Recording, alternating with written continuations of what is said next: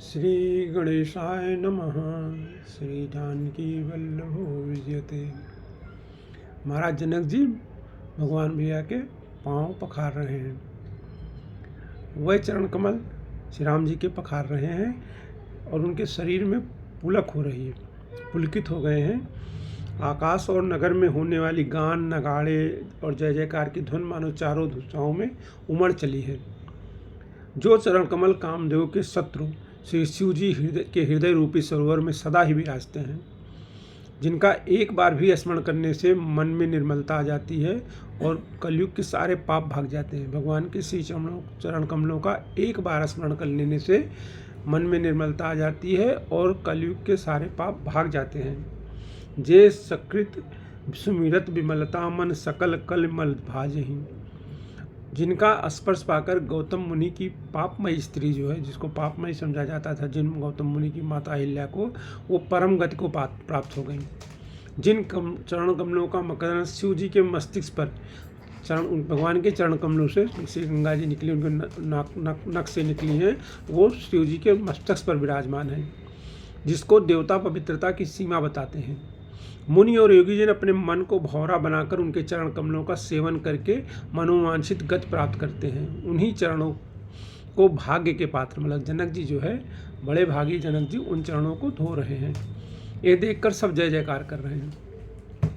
दोनों कुलों के गुरुवर और कन्या की हथेलियों को मिलाकर शाखोच्चार करने लगे। पाण ग्रहण हुआ। देखकर ब्रह्मा जी, देवता, मनुष्य और मुनि सब आनंद में भर गए। सुख के मूल दूल्हा को देखकर राजा रानी का शरीर पुलकित हो गया और हृदय आनंद से उमंग उठा। राजाओं के अलंकार स्वरूप महाराज जनक जी ने लोक और वेद की रीत को करके कन्यादान किया। जैसे हिमवान ने शिव जी को पार्वती जी और सागर ने भगवान विष्णु को लक्ष्मी जी दी थी, वैसे ही जनक जी ने श्री रामचंद्र जी को श्री माता सीता जी को सौंप दिया, जिससे विश्व में सुंदर नवीन कीर्ति छा गई। विदेह जनक जी की कैसे विनती करें। उस सांवली मूर्ति ने तो उन्हें सचमुच विदेह ही कर दिया था। जनक जी उनकी कैसे जो है स्तुति करें, क्योंकि उन्होंने वो भगवान को देखकर वो सच में विदेह हो गए थे। विधि पूर्वक हवन करके गठजोड़ की गई और भावरे होने लगी। जय ध्वन, बंदी ध्वन, वेद ध्वन, मंगल गान और नगाड़ों की ध्वनि सुनकर चतुर देवगण हर्षित हो रहे हैं और कल वृक्ष के फूलों को बरसा रहे हैं। वर और कन्या दोनों भावरे दे रहे हैं। सब लोग आदरपूर्वक उन्हें देखकर नेत्रों का परम लाभ प्राप्त कर रहे हैं। मनोहर जोड़ी का वर्णन नहीं हो सकता। जो कुछ उपमा कहूँ वही थोड़ी है।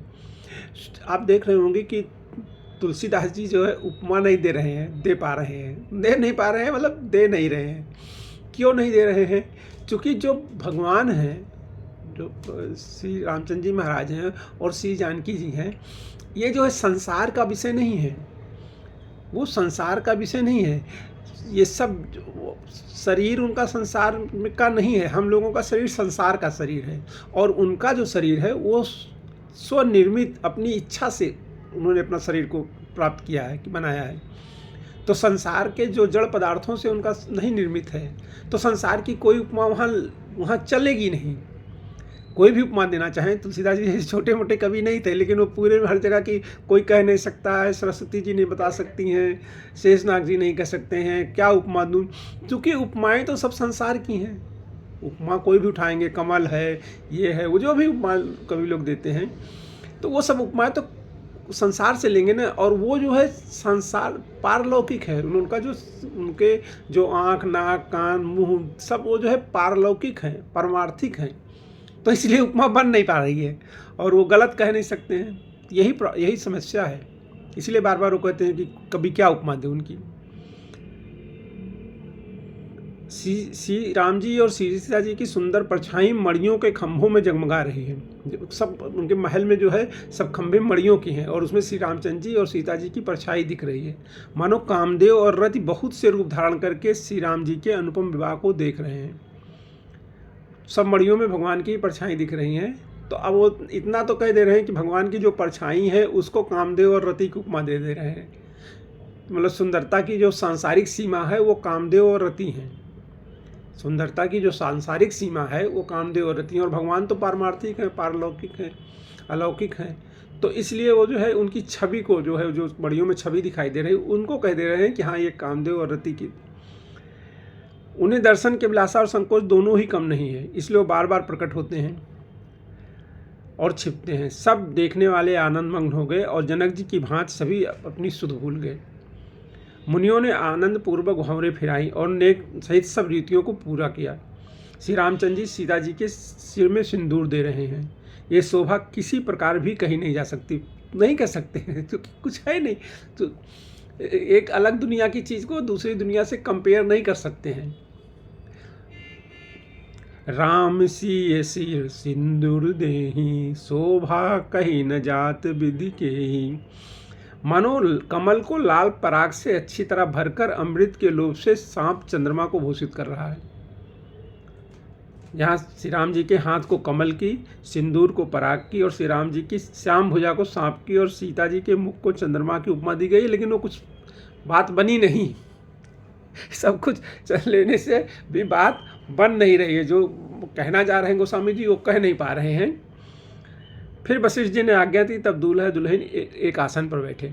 श्री राम जी और जानकी जी श्रेष्ठ आसन पर बैठे। उन्हें देखकर दशरथ जी मन में बहुत आनंदित हुए। अपने सुकृत रूपी कल्प वृक्ष में नए फल देखकर उनका शरीर बार बार पुलकित हो रहा है। 14वें भुवन में उत्साह भर गया। सबने कहा कि श्री रामचंद्र जी का विवाह हो गया है। जीव एक है और ये मंगल महान है, फिर भला किस वर्णन किस प्रकार समाप्त किया जा सकता है। तब वशिष्ठ जी की आज्ञा पाकर जनक जी ने विवाह का सामान सजाकर मांडवी जी, श्रुतकीर्ति जी और मिला जी, इन तीनों राजकुमारियों को बुला लिया। जनक जी ने कहा भाई जो 3 राजकुमारियां उनको भी बुला लो, 3 यहाँ दूल्हा और हैं। तब जनक पाए वशिष्ठ अनुशासन आयुष ब्याह साज संवार के, मांडवी श्रुतकीरत कुर्मिला कुंवर लई हकार के। और कुशध्वज की बड़ी कन्या मांडवी को, जो रूप गुण सुख और शोभा की ही रूप थी, राजा जनक ने प्रेम पूर्वक सब रीतियां करके भरत जी को ब्याह दिया। जानकी जी की छोटी बहन उर्मिला जी को सब सुंदरियों में शिरोमणि जानकर उस कन्या को सब प्रकार से सम्मान करके लक्ष्मण जी को ब्याह दिया। और जिनका नाम श्रुतकीर्ति है और जो सुंदर नेत्रों वाली, सुंदर मुख वाली, सब गुणों की खान और रूप तथा शील में उजागर है, उनको राजा ने शत्रुघ्न को ब्याह दिया। दूल्हा और दुल्हनी परस्पर अपने अपने अनुरूप जोड़ी को देखकर सकुचते हुए हृदय में हर्षित हो रहे हैं। सब लोग प्रसन्न होकर उनकी सुंदरता की सराहना करते हैं और देवगण फूल बरसा रहे हैं। सब सुंदरी दुल्हनें सुंदर दूल्हों के साथ एक ही मंडप में ऐसे शोभा पा रही हैं जैसे जीव की हृदय में चारों अवस्थाएं अपने चारों स्वामियों सहित विराजमान हों। जीव की 4 अवस्थाएं होती हैं, जागृत, स्वप्न, सुषुप्त और तुरीय। और जागृत का जो स्वामी है वो विश्व है, स्वप्न का जो है तेजस है, सुषुप्त का पराग है और तुरीय का ब्रह्म है। अब गोस्वामी जी ने बताया नहीं है कि कौन कौन इसमें क्या है, कौन जागृत है। तुरीय तो भगवान ही है। श्री रामचंद्र जी और सीता जी वो तुरीय अवस्था वाले हैं। भरत जी होंगे सुषुप्त अवस्था वाले, लक्ष्मण जी होंगे स्वप्न अवस्था वाले, और शत्रुघ्न जी होंगे जागृत अवस्था वाले। ऐसा ही होगा कुछ। सब पुत्रों को बहुओं से देखकर और नरेश दशरथ जी ऐसे आनंदित हैं मानो राजाओं के शिरोमणि क्रियाओं सहित 4 फल पा गए हों। यज्ञ क्रिया, श्राद्ध क्रिया, योग क्रिया, ज्ञान क्रिया और उनके जो 4 फल होते हैं अर्थ, धर्म, काम और मोक्ष, वो दशरथ जी को प्राप्त हो गए हैं। श्री रामचंद्र जी के विवाह की जैसी विधि वर्णन की गई उसी रीति से सब राजकुमार विवाहे गए। दहेज की अधिकता कुछ नहीं कही जा सकती है। सारा मंडप सोने और मणियों से भर गया। बहुत से कंबल, वस्त्र और भांत भांत के विचित्र रेशमी कपड़े जो थोड़ी कीमत के न थे, बहुत ज़्यादा कीमत के थे, कम कीमत वाले नहीं थे, तथा हाथी, रथ, घोड़े, दास दासियां और गहनों से सजी हुई कामधेनु सरीखी गायें, अनेकों वस्तुएं जिनकी गिनती नहीं की जा सकती है, उनका वर्णन नहीं किया जा सकता। जिन्होंने देखा वही जानते हैं। उन्हें देखकर लोकपाल भी सिहा रहे हैं कि भाई ऐसा। अवधराज दशरथ जी ने सुख मानकर प्रसन्नचित्त से सब कुछ ग्रहण किया। जो कुछ राजा जनक जी ने दहेज में दिया सब राजा दशरथ ने ग्रहण किया। उन्होंने वो दहेज का सामान याचकों को जो जिसे अच्छा लगा दे दिया। सब याचकों को जिसको जो जिसके मन भाया सबको दे दिया है, और जो बच गया वो जनवासी में चला गया। तब जनक जी हाथ जोड़कर सारी बारात का सम्मान करते हुए कोमल वाणी से बोले, आदर, दान, विनय और बड़ाई के द्वारा सारी बारात का सम्मान कर राजा जनक ने महान आनंद के साथ प्रेम पूर्वक मुनियों के समूह की पूजा और वंदना की। सिर नवाकर देवताओं को मनाकर राजा हाथ जोड़कर सबसे कहने लगे कि इस देवता और साधु तो भाव ही चाहते हैं, प्रेम से ही प्रसन्न हो जाते हैं। उन पूर्ण काम महान भावों को कोई कुछ देकर कैसे संतुष्ट कर सकता है। जो देवता और साधु हैं उनको कोई वस्तु से संतुष्ट नहीं किया जा सकता, बल्कि वो प्रेम से ही प्रसन्न होते हैं। क्या एक अंजलि जल देने से कहीं समुद्र संतुष्ट हो सकता है? एक अंजलि जल देने से समुद्र कैसे संतुष्ट होगा? फिर जनक जी भाई सहित हाथ जोड़कर कौशलाधीश दशरथ जी से स्नेहशील और सुंदर प्रेम में शान कर मनोहर वचन बोले, हे राजन, आपके साथ संबंध हो जाने से अब हम सब प्रकार से बड़े हो गए। राजा जनक जी कह रहे हैं कि महाराज दशरथ जी से कि आपके साथ संबंध हो गया, अब हम हर प्रकार से बड़े हो गए। संबंध राजन रावरे, हम बड़े अब सब विधि है। बड़े तो पहले से ही हैं, विधि हैं, लेकिन वो राजा दशरथ सामने हाथ जोड़कर खड़े हैं सम्मान के साथ और कह रहे हैं कि भाई आज आपके साथ मेरा संबंध जुड़ गया तो हम सब प्रकार से बड़े हो गए। और वो कह रहे हैं कि ये जो राजपाट सहित हम दोनों को आप बिना दाम के ही अपना सेवक समझिएगा। हमारा जो कुछ भी राजपाट है, ये जो कुछ है, हम दोनों भाई आपके बिना दाम के सेवक हैं। इन लड़कियों को टहलने मारकर मतलब नई दया करके पालन कीजिएगा। मैंने बड़ी ढिठाई की कि आपको यहाँ बुला भेजा, अपराध क्षमा कीजिएगा। मतलब मैंने आपको यहाँ बुलाया विवाह करने के लिए, तो मैंने ढिठाई की, तो आप मेरा अपराध क्षमा कीजिएगा। फिर सूर्यकुल के भूषण दशरथ जी ने समधी जनक जी को संपूर्ण सम्मान का निधि कर दिया। इतना सम्मान दिया दशरथ जी ने जनक जी को, उनकी परस्पर विनय कहीं नहीं जा सकती। दोनों के हृदय प्रेम से परिपूर्ण हैं। पुनिभान कुलभूषण सकल सम्मान निधि समधी किए। दशरथ जी ने बहुत सम्मान दिया, जैसा जनक जी ने दिया वैसा ही दशरथ जी ने किया। आगे आप देखेंगे दशरथ जी ने क्या सम्मान किया है, मतलब जो है राजा जनक का। देवतागण फूल बरसा रहे हैं। राजा दशरथ जी इतना मतलब अपने घर पे आके अपने रानियों के साथ राजा जनक की ऐसी प्रशंसा करते हैं कि जैसे कोई बंदी, जैसे कोई भाट जो है अपने राजा की प्रशंसा करता, ऐसी प्रशंसा राजा जनक की दशरथ महाराज जी करते हैं। चक्रवर्ती सम्राट हैं, लेकिन अपने समधी की ऐसी प्रशंसा करते हैं अपनी रानियों से। देवगण फूल बरसा रहे हैं, राजा जनवासे को चले। नगाड़े की ध्वनि, जयध्वनि और वेद की ध्वनि हो रही है। आकाश और नगर दोनों में खूब कौतूहल हो रहा है। तब मुनीश्वर की आज्ञा पाकर सुंदरी सखियां मंगलगान करती हुई दुल्हने सहित दूल्हों को लेकर कोहबर को चली। सीता जी बार बार राम जी को देखती हैं और सकचा जाती हैं, पर उनका मन नहीं सकचाता। प्रेम से प्यासे उनके नेत्र सुंदर मछलियों की छवि को हर रहे हैं। श्री राम जी का सांवला शरीर स्वभाव से ही सुंदर है। उनकी शोभा करोड़ों कामदेवों को भी लजाने वाली है। महावर से युक्त चरण कमल बड़े सुहावने लगते हैं, जिन पर मुनियों के मन रूपी भौरे सदा छाए रहते हैं। भगवान के चरण कमलों में महावर लगी है, और ये वही चरण कमल हैं जिन पर मुनियों के मन जो है वो छाए रहते हैं। पवित्र और मनोहर पीली धोती प्रातःकाल के सूर्य और बिजली की ज्योति को हर लेती है। श्याम रंग है भगवान का, और उन्होंने पीले रंग की धोती पहन रखी है। काले नहीं भगवान, जैसे मेघ का जो वर्ण होता है, बादल वाले मेघ का जो वर्ण होता है, वो भगवान का वर्ण है। कमर में सुंदर किंकड़ी और कटसूत्र है। विशाल भुजाओं में सुंदर आभूषण सुशोभित हैं। पीला जनेऊ पहने हैं। हाथ की अंगूठी चित्त को चुरा लेती है। ब्याह के सब साज सजे हुए शोभा पा रहे हैं। चौड़ी छाती पर हृदय पर पहनने के सुंदर आभूषण सुशोभित हैं। हार वगैरह पहने हैं। पीला दुपट्टा जो है वो जनेऊ की तरह लिए हुए, पीला दुपट्टा ओढ़े हैं, जैसे जनेऊ की तरह पहने हुए हैं, जिसके दोनों छोरों पर मणि और मोती लगे हैं। उन दुपट्टे में कमल के समान सुंदर नेत्र हैं भगवान के। कानों में सुंदर कुंडल हैं, और मुख तो सारी सुंदरता का खजाना ही है। सुंदर भौहें और मनोहर नासिका है। ललाट पर तिलक तो सुंदरता का घर ही है, जिसमें मंगल में मोती और मणि गुथे हुए हैं। जो तिलक लगाए हैं उसमें मणि और मोती ऐसा मनोहर और माथे पर सो रहा है। सुंदर मोर में बहुमूल मणियाँ गुथी हुई हैं, जो मोर पहने हुए हैं। सभी अंग चित्त को चुराए लेते हैं। सब नगर की स्त्रियां और देव सुंदरियां दूल्हा को देखकर तिनका तोड़ रही हैं। बलिया लेते हैं, तिनका तोड़ते हैं जिससे नजर न लगे। और मणि वस्त्र और आभूषण न्यौछावर करके आरती उतार रही हैं और मंगल गान कर रही हैं। देवता फूल बरसा रहे हैं, और सूत मागध और भाट सब सुबह सुना रहे हैं। सुहागिन स्त्रियां सुख पाकर कुंवर और कुमारियों को कोहबर में लाईं और अत्यंत प्रेम से मंगल गीत गा गा कर लौकिक रीत करने लगीं, जो कोहबर में होता है। पार्वती जी श्री रामचंद्र जी को लहकौर सिखाती हैं और सरस्वती जी सीता जी को सिखाती हैं। एक दूसरे को जो परस्पर खाना खिलाते हैं, तो पार्वती जी जो है रामचंद्र जी को सिखा रही हैं और सरस्वती जो है सीता जी को सिखा रही हैं। रैनिवास हास विलास के आनंद में मग्न है, सभी जन्मों का परम फल प्राप्त कर रहे हैं।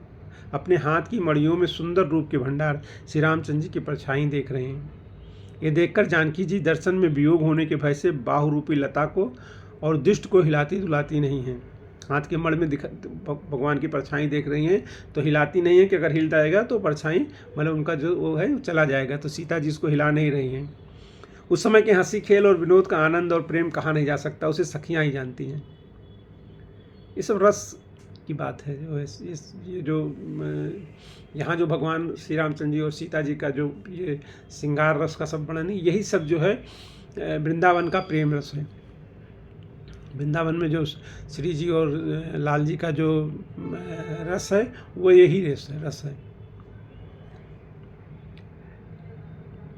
उस समय नगर और आकाश में जहाँ सुनिए वहीं आशीर्वाद की धुन सुनाई दे रही और महान आनंद छाया हुआ है। सभी ने प्रसन्न मन से कहा कि सुंदर चारों जोड़ियां चिरजीवी हों। योगराज सिद्ध मुनीश्वर और देवताओं ने प्रभु रामचंद्र जी को देखकर धुंधली बजाई और हर्षित होकर फूलों की वर्षा करते हुए जय हो कहते हुए अपने अपने लोक को चले गए। तब सब चारों कुमार जो है वधुओं सहित पिताजी के पास आए। ऐसा मालूम होता है कि मानो शोभा नंगल और आनंद से भरकर जनवासा उमड़ पड़ा हो। फिर बहुत से प्रकार से रसोई बनी। जनक जी ने बारातियों को बुला भेजा भोजन के लिए। राजा दशरथ जी ने पुत्रों सहित गमन किया। अनुपम वस्त्रों के पावड़े पड़ते जाते हैं बिछा दिया गया। आदर के साथ सबके चरण धोए और सबको यथायोग्य पीढ़ों पर बैठाया। तब जनक जी ने अवधपति दशरथ जी के चरण धोए। उनका सील और स्नेह तो वर्णन नहीं किया जा सकता। धोए जनक अवधपति चरना, सील स्नेह जाय नहीं भरना। तब फिर श्री रामचंद्र जी के चरण कमलों को धोया, जो श्री शिव जी के हृदय कमल में छिपे रहते हैं। तीनों भाइयों को श्री रामचंद्र जी के समान जानकर जनक जी ने उनके भी चरण अपने हाथों से धोए। राजा जनक जी ने सभी को उचित आसन दिए और सब परसने वालों को बुला लिया। आदर के साथ पत्तलें पड़ने लगीं, जो मड़ियों के पत्तों से सोने की कील लगाकर बनाई गई थी। जो पत्तल भगवान के सामने रखे गए वो मड़ियों के पत्तों से थे और सोने की कील से उनको जोड़ा गया था। चतुर और विनीत रसोइये सुंदर स्वादिष्ट और पवित्र दाल भात और गाय के घी सबको क्षण भर में सबके सामने परोस दिया उन लोगों ने। छनमोह सबके परस गए चतुर सुवार विनीत। सब लोग पंचकोर करके भोजन करने लगे। प्राणाय स्वाहा, पानाय स्वाहा, व्यानाय स्वाहा, उदानाय स्वाहा, समानाय स्वाहा, ऐसा मंत्रों का उच्चारण करके 5 ग्रास लेकर भोजन करने लगे। गाली गाई जाने लगी। गाली गाय वहाँ पंच कवल कर जेवन लागे, गारी गान सुन अतिनुरागे। चतुर्दशी सब प्रकार के नाना प्रकार के व्यंजन परोसने लगे। कोई नाम नहीं जानता कि क्या है क्या नहीं है। कोई उसमें 4 प्रकार के जो व्यंजन होते हैं, चबा कर खाने वाले, चूस कर, चाट कर और पी कर खाने, सब भोजन की विधि जो है, सब पदार्थ जो है परोसे जा रहे हैं। 6 रसों के बहुत प्रकार से स्वादिष्ट व्यंजन हैं। एक एक रस के अनगिनती प्रकार के बने हैं। भोजन करते समय पुरुष और स्त्रियों के नाम लेकर स्त्रियां मधुर ध्वन से गाली दे रही हैं। समय की सुहावनी गाली शोभित हो रही है। उसे सुनकर समाज सहित राजा दशरथ जी हंस रहे हैं। इस रीत से सभी ने भोजन किया और तब सबको आदर सहित आचमन दिया गया। फिर पान देकर जनक जी ने समाज सहित दशरथ जी का पूजन किया। सब राजाओं के सिरमौर श्री दशरथ जी प्रसन्न होकर जनवासे को चले गए। जनकपुर में नित्य नए मंगल हो रहे हैं। दिन और रात पल के समान बीत जाते हैं। बड़े सवेरे राजाओं के मुकुटमण दशरथ जी जागे। याचक उनके गुण समूह का गान करने लगे। चारों कुमारों को सुंदर वधुओं सहित देखकर उनके मन में जितना आनंद है वो किसी प्रकार कहा नहीं जा सकता। वह प्रातः क्रिया करके गुरु वशिष्ठ के पास गए। उनके मन में महान आनंद और प्रेम भरा है। राजा प्रणाम और पूजन करके फिर हाथ जोड़कर मानो अमृत में डूबी हुई वाणी से बोले कि हे मुनिराज सुनिए, आपकी कृपा से आज मैं पूर्ण काम हो गया। तुम्हारी कृपा सुनो मुनिराजा, भयो आज मैं पूर्ण काजा। हे स्वामी, अब सब ब्राह्मणों को बुलाकर उनको इस तरह से सजी हुई गायें दीजिए, सब गहनों कपड़ों से सजी हुई गायें दीजिए ये सुनकर गुरुजी ने राजा की बड़ाई करके फिर मुनिगुणों को बुला भेजा। सब वामदेव, देवर्षि नारद, वाल्मीकि जी, जावाल और विश्वामित्र श्रेष्ठ तपस्वी मुनियों के समूह आ गए। राजा ने सबको दंडवत प्रणाम किया और प्रेम से इस पूजन करके उन्होंने उत्तम आसन दिए। 4 लाख उत्तम गायें मंगवाई जो कामधेव के समान अच्छे स्वभाव वाली और सुहावनी थी। उन सबको सब प्रकार से सजाकर राजा ने प्रसन्न होकर भूदेव ब्राह्मणों को दिया। राजा बहुत तरह से विनती कर रहे हैं कि जगत में मैंने आज ही जीवन का लाभ पाया है। ब्राह्मणों ने आशीर्वाद पाकर राजा आनंदित हुए। फिर याचकों के समूहों को बुलवा लिया और सबको उनकी रुचि पूछ कर सोना, वस्त्र, मणि, घोड़ा, हाथी और रथ जिसने जो चाहा सब दशरथ जी ने दिया। वह सब गुणानुवाद करते हुए और सूर्य कुल के स्वामी की जय हो, चले पढ़त गावत गुण गाथा, जय जय जय दिनकर कुल नाथा। स्वामी की जय हो। सूर्य कुल है भगवान का ना, सूर्य वंश में जन्म लिया है, तो सूर्य कुल के स्वामी की जय हो, जय हो, जय हो, ऐसा कहते हुए सब चले गए। बार बार विश्वामित्र जी के चरणों में सिर नवाकर राजा कहते हैं, हे मुनिराज, ये सब सुख आपके ही कृपा कटाक्ष का प्रसाद है। आप वहाँ से लेके नहीं आए होते तो ये सब कुछ होता नहीं। ये सब कुछ आपके कृपा कटाक्ष का ही प्रसाद है। बार बार कौशिक चरण शीश नाय कहराओ, ये सब सुख मुनिराज तो कृपा कटाक्ष प्रसाद। अभी थोड़ा समय पहले जो है, जब विश्वामित्र जी ने भगवान को मांगा था तो कहे थे कि आप सोच समझ की बात नहीं कर रहे हैं, समझे आप, और ये चौथेपन में मुझे मिले हुए हैं और आप मांग ले रहे हो, और कुछ भी मांग लीजिए दे दें, लेकिन राम को देते नहीं बन रहा है। और अब कह रहे हैं, अभी कुछ दिन बीता, अब कह रहे हैं कि ये सब कुछ जो सुख मिला है वो सब आपका कृपा कटाक्ष का प्रसाद है। तो ये जो सुख और दुख है ये आता जाता रहता है। अभी जिसे हम सुख समझ रहे हैं वो हो सकता है दुख हो, और जिसे दुख समझ रहे हैं हो सकता है सुख दे। तो ये सुख और दुख में समभाव ही रखना चाहिए। राजा दशरथ जी हैं। राजा दशरथ जी जनक जी के स्नेह, शील, करनी और ऐश्वर्य की सब प्रकार से सराहना करते हैं। प्रतिदिन सवेरे उठकर राजा दशरथ अयोध्या राज्य विदा मांगते हैं। दिन उठ विदा अवधिपति मांगा, राखें जनक सहित अनुरागा। रोज कहते हैं आज जाऊं, जनक जी कहते हैं नहीं रुकिए, अभी कहाँ जाएंगे, अभी 2-4 दिन और रुकिए। और रोज उनका नित्य मतलब उनका आदर बढ़ता जाता है, रोज नया। प्रतिदिन हजारों प्रकार से मेहमानी होती है। नगर में नित्य नया आनंद और उत्साह रहता है। दशरथ जी का जाना किसी को सुहा नहीं रहा, लोग सोचते हैं यहीं रह जाएं। इस प्रकार बहुत दिन बीत गए, मानो बाराती स्नेह की रस्सी से बंध गए। बाराती भी नहीं जाना चाहते और जनकपुर वाले उनको जाने नहीं देना चाहते। तब विश्वामित्र जी और शतानंद जी ने जाकर राजा जनक को समझा कर कहा। विश्वामित्र जी गए और शतानंद जी ने राजा जनक को समझाया कि यद्यपि आप स्नेह बस उन्हें नहीं छोड़ सकते हैं, तो भी अब दशरथ जी को आज्ञा दीजिए। जब उन्होंने कहा कि दशरथ जी को आज्ञा दीजिए तो जनक जी ने कहा ठीक है, हे नाथ, बहुत अच्छा कहकर जनक जी ने मंत्रियों को बुलवाया। वह आए और जय जीव कहकर उन्होंने मस्तक नवाया। अब दशरथ कह आयुष देहूँ, यद्यप छाण न सकूँ सने हूँ। भले ही नाथ कहीं सचिव बुलाए, कह जय जीव शीश तिन्नाए। अब जब विश्वामित्र जी ने और शतानंद जी ने कहा तो जनक जी तुरंत मान गए। उनकी बात जो है उन्होंने टाली नहीं। फिर रनिवास में खबर हुई कि अयोध्यानाथ चलना चाहते हैं। ये रनिवास में खबर गई। ये सुनकर ब्राह्मण सभासद और राजा जनक भी प्रेम के बस हो गए। अवधनाथ चाहत चलन, भीतर करो जनाओ, भय प्रेम बस सचिव सुन, विप्र सभासद राव। तो अब बारात की वापसी की तैयारी हो रही है। अब श्री रामचंद्र जी और माता जानकी जी का विवाह हो गया, अब तैयारी हो रही है। तो आगे की कथा अपने कल करेंगे।